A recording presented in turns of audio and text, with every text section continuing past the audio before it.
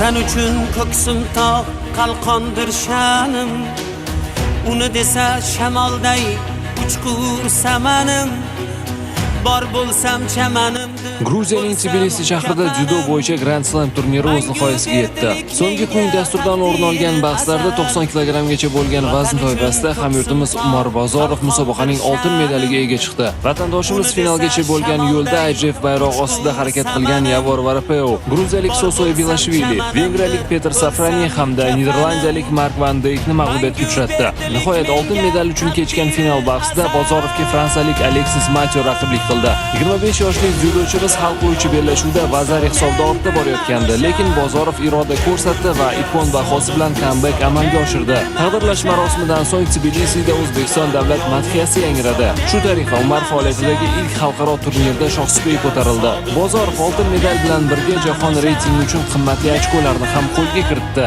Terma jamoamiz esa musobaqani 2 ta bronza va 1 ta oltin, jami 3 ta medal bilan yakunladi.